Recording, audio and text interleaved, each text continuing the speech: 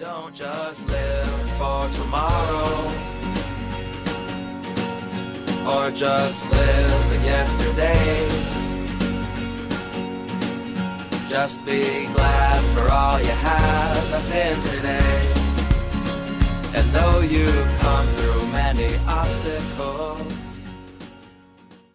Hey everyone, Connie here, and welcome to my blind reaction to episode 7 of Centaurworld. So last time we had simultaneously the most uncomfortable thing in this series so far with the moles, and the most, let's just say, excitable thing for me with prison Glendale. Yeah, it's not a it's not really well hidden that I got very distracted last time. Like, I was so focused on the fact that Glendale was suddenly and without question buff. Like, it genuinely distracted me from the rest of the episode, to the point where it's like I caught what was happening, but I didn't fully get into it. And I'd seen the episode multiple times after that, so I fully got through all of the context of the episode. But it's like, it really, really distracted me.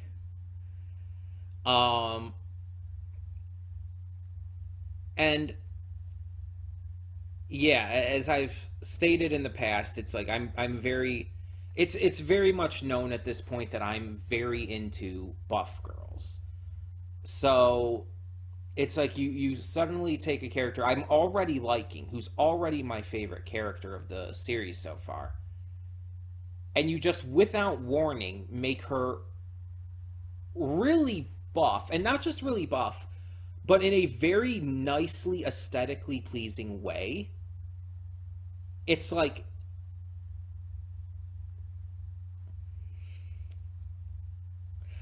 I don't know if you'll be able to see this properly. I don't know the artist's name offhand, but if I can find out, maybe I'll link that in the description below.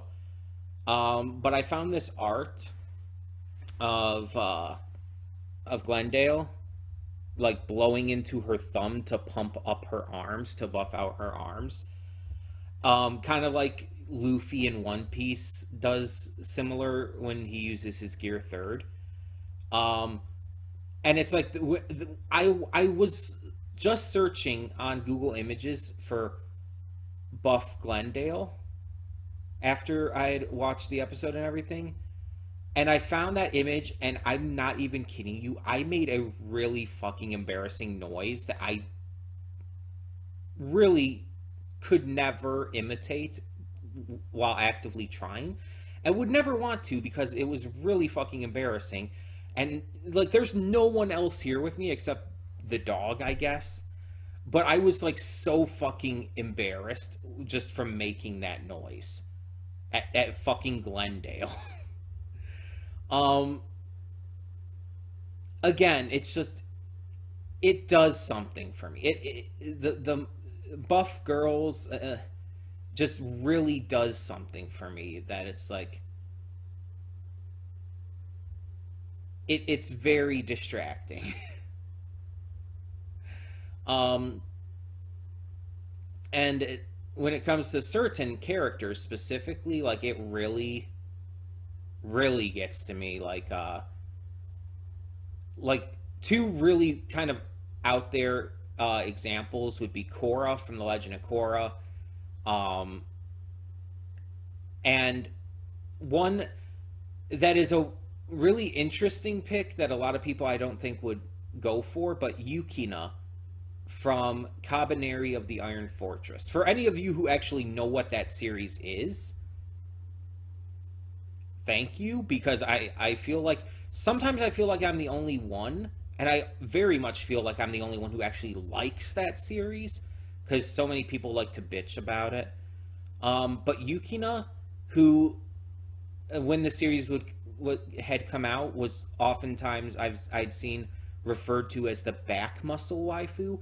It's like if you just look up like Yukina from Cabaneri on Google Images, you'll see the back muscle images, and it's like the first time I saw that, it's like, again, I made some noises. Because oh my god, it's like, it's just like the biggest kind of turn on for me.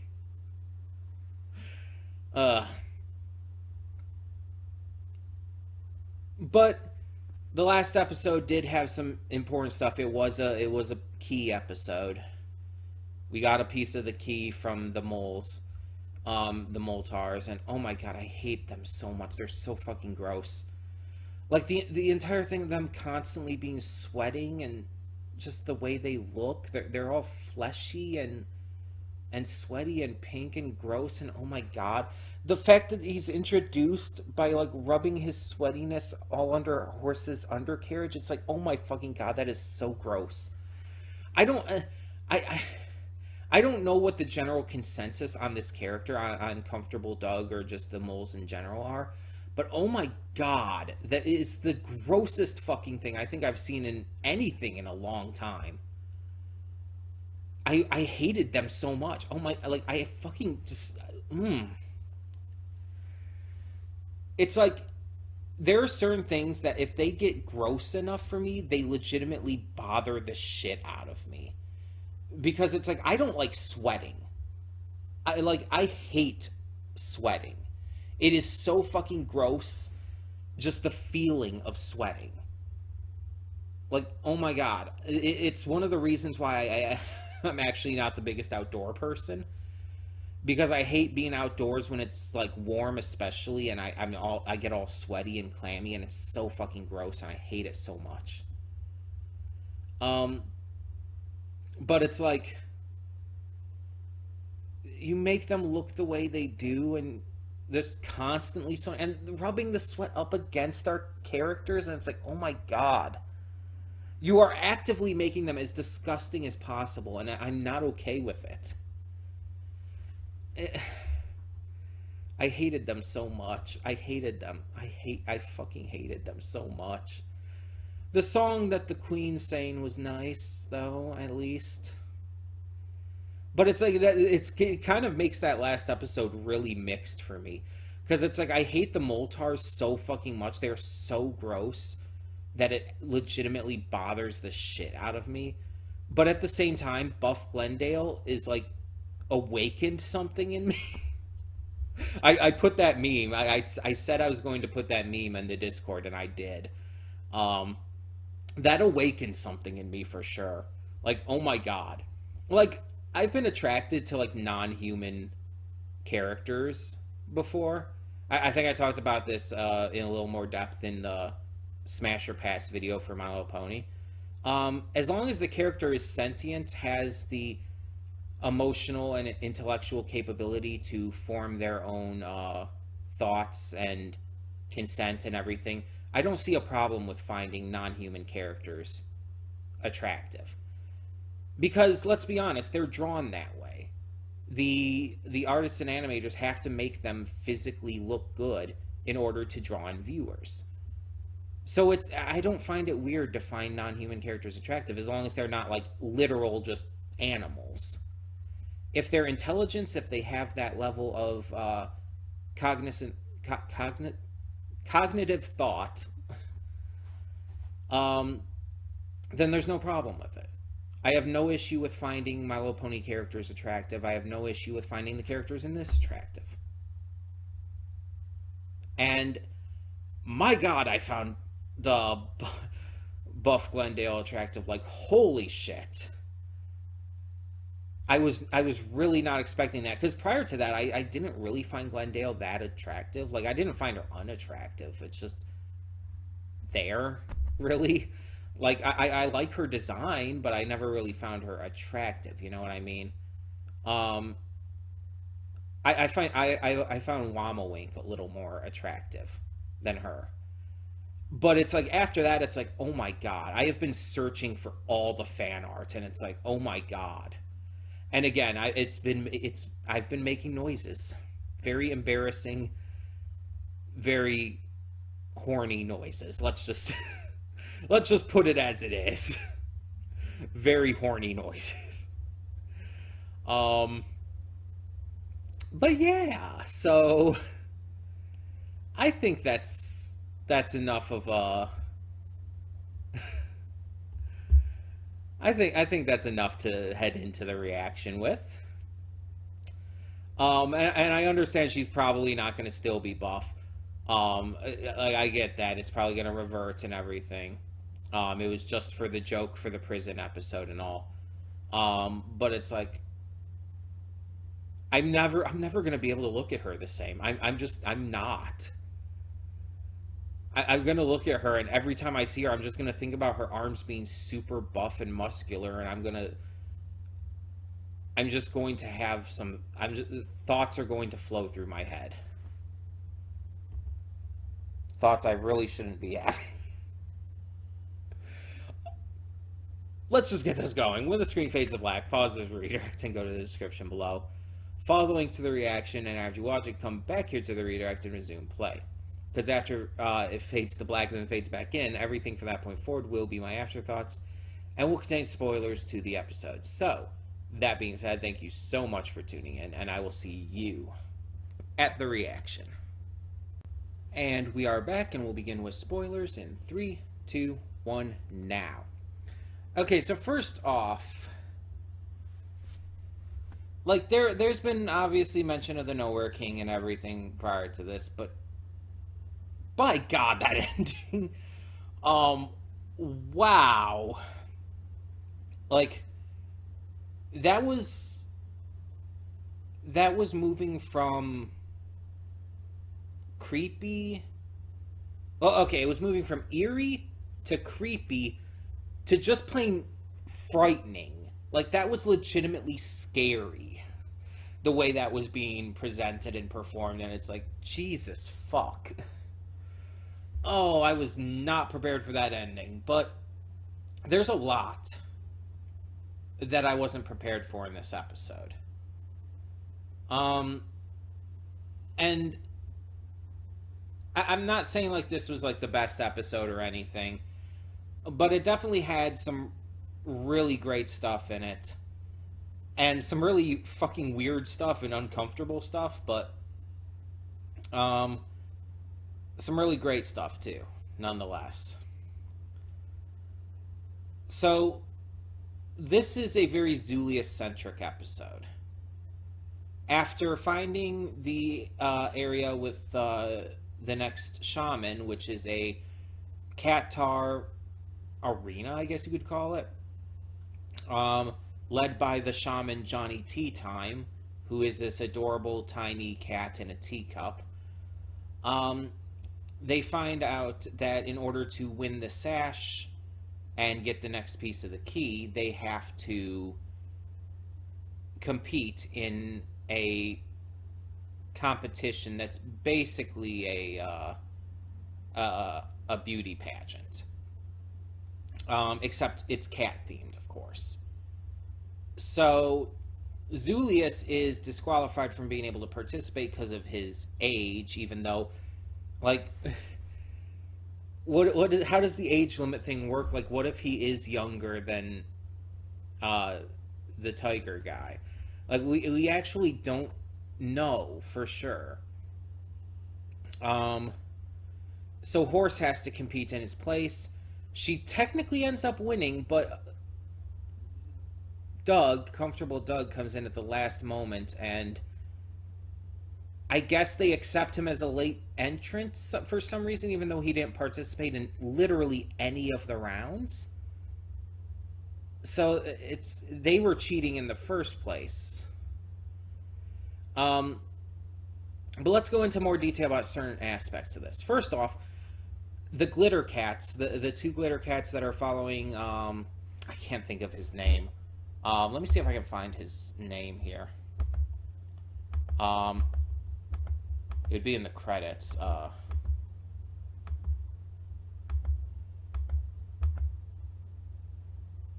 Let me try to find the English credits here.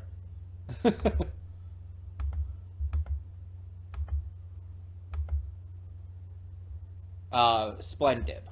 Yeah. The Glitter Cats are following around Splendid, and I just want to talk about them for a quick second because like they were in the competition and all, but they were also helping Splendid at the same time. And apparently they used to follow Zulius around in the same way that they're following Splendid now. But I just want to say they're fucking hilarious. Like they are one of the funniest parts of this episode. The way they talk in unison like that, the things they're saying specifically, whether during the songs or not, they're just fucking hilarious. I love their designs. They're great. If I had to name a favorite cat tar, it would be them. So Zulius is definitely though one of the best parts of this episode. Because at first, when they first arrive there and everything, Zulius is very put off by the cats. He's clearly like devolving further and further down this hole of just losing his mind and everything. But once like he starts like coaching Horse and everything, and even just like right before that and all, when he's having the song against Splendid, like he gets fabulous again. And like when he like he's always been fabulous, that's kind of his thing, but he gets fabulous in this episode. Like this is definitely Zulius's highlight episode so far. He really is at his best here, and his outfit with like the green crop top and everything, the gold chain with the lightning bolt hanging from it and all, it's simple as fuck. It's like very basic. There's not much to it, but by God, does it look good on him? Like, I don't know what it is. Maybe it's just a good color for him and everything. Plus the gold chains help too. But like, I'm watching this and I'm thinking like, oh God, it's making me like crushing on him now too. It's like first you make me into Glendale with the buffness last episode, and now you're making me feel things for him as well. For Zulius. And it's like, and then it's like at one point during the song when he's singing, he just strips his shirt off out of nowhere, or his and like strikes this sexy pose, and it's like, oh my God. It's like, you know what you're doing, don't you? This show is making me feel things that I really was not expecting to feel. That I was not, I was just not at a place in my life currently to be feeling this thing about these characters. It's still definitely more so with Glendale. Like, Glendale really got to me, but there is definitely something here with Zulius now too, and it's like, Jesus. But then let's talk about the true biggest highlight of this episode, and that is Horse. Throughout this season, Horse has been going on a discovery of self journey in a way. Like, you could say, like, yeah, she's this war horse who's stuck in a world that's very unlike her own, and she has to come to terms with that, and has to come to terms with who she is, and even who she's becoming through her connection and relationship to this herd, Wamawink's herd. That's a big part of her character arc in this series, clearly. But we've also been seeing specifically, boiling it down a little more, Horse's character arc of self-acceptance. She keeps hammering in this idea: I'm this war horse. I'm a tough warrior. I'm not into all this frilly-girly frou-frou gunk. But, like, she keeps taking part in it to try and get back to Ryder. And it's something she would not admit to, but I think she's liking it a lot more in the moment than she realizes. I think, like, when she stops and, like, notices it, it bothers her. But when she's actually in the moment, she's in the moment and she's really into it.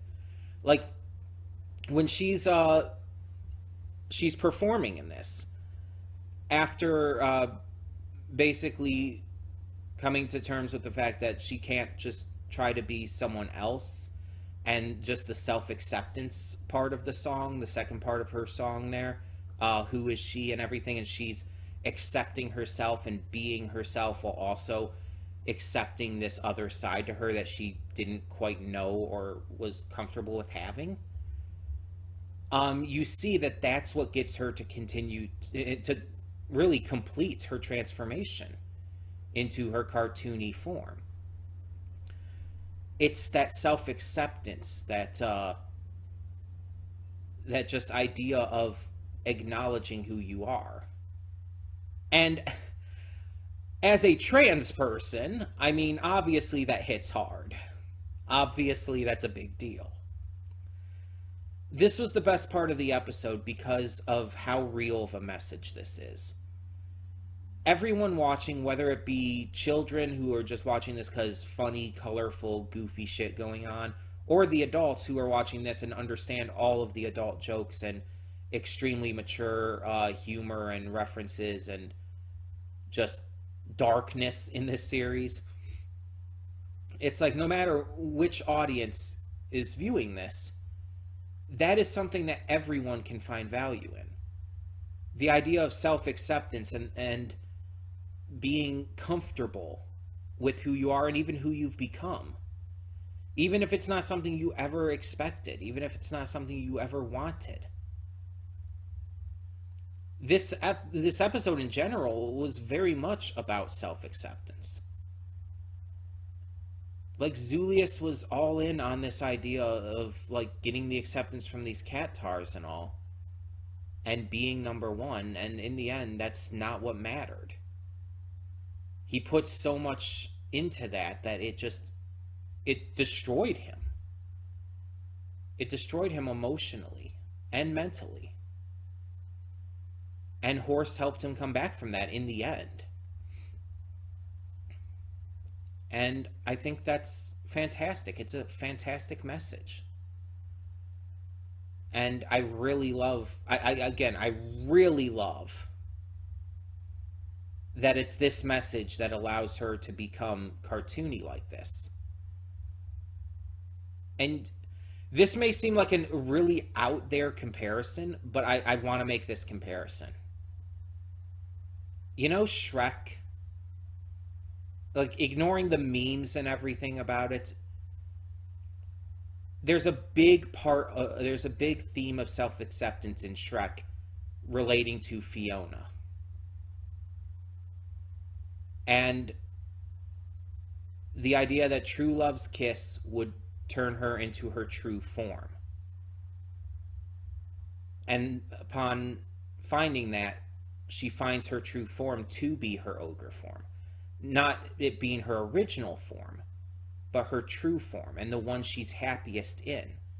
It's not something she initially wanted. It's not something she would have ever expected. But it's what she ended up living for and becoming and staying. It's who she ended up being. And, like, as much as I have some issues with Shrek as a film, that was always a really great message and a really great concept to introduce in there. And it kind of makes me think of that. Once she accepted herself, she became who she was truly meant to be. Not the beautiful princess, but the ogre, who is just as beautiful and just as worthy. And the same thing is happening here with Horse. When she accepts herself and truly comes to terms with who she is, she becomes who she's truly meant to be. Not this hardened, serious warhorse, but a part of the herd. A member of this crazy found family. And you guys know the found family trope is my favorite trope in anything.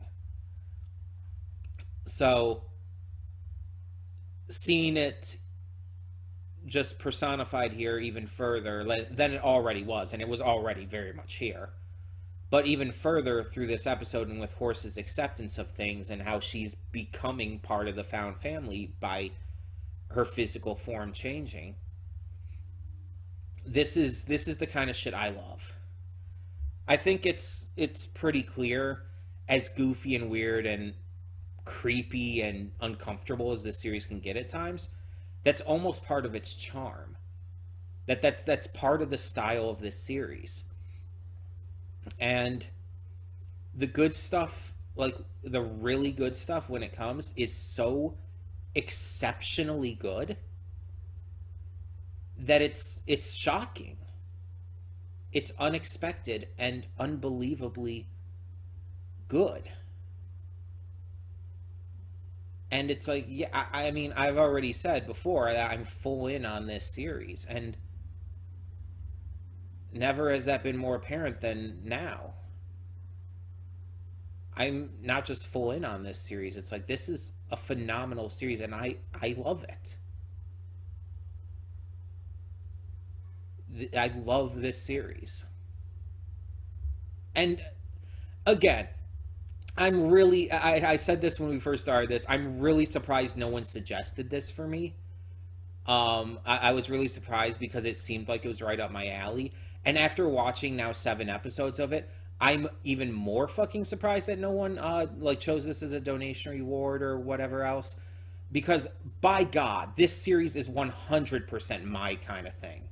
The humor, the messages, the idea of the found family, Glendale, yes, the sexiness, you could say, the fabulousness. It is just so 100% my thing that it's really shocking that no one thought to have it as a donation reward. I mean, the horror elements as well, the scary shit. Like, oh my God. When it gets serious and scary, it's awesome as well. The cold open for the show, before you see anything of Centaurworld, is a very serious war going on. And it's just like, that's how the series starts off. That's not a backstory that you get later on. That's the beginning of the series. And then it's like, a few episodes later, you get this backstory about one of the major characters being an orphan of war, and it just makes me break down, because it's like, that's one of the most just depressing, horrifying things like you could show. And now it's like having this massive moment of self-exploration and acceptance that is hugely important for people to learn, both adults and children alike. It's just like, it's amazing. It's absolutely amazing how good this series is. It's like, I wouldn't put it obviously on the level of something like Owl House. No, definitely not. But it's still super fucking good. And if this continues to stick so well, it could easily enter my top 10. Easily. Like, it's not even a question.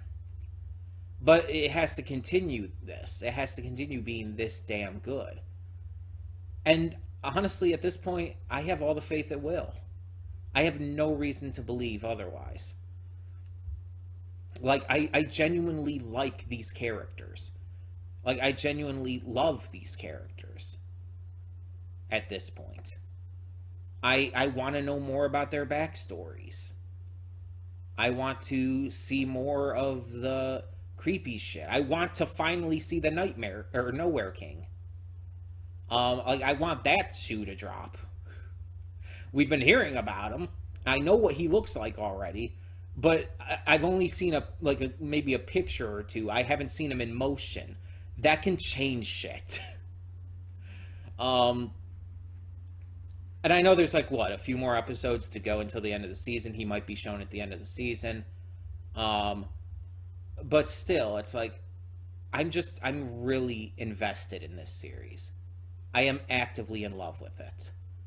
And it's just like, I'm so happy that I honestly discovered it.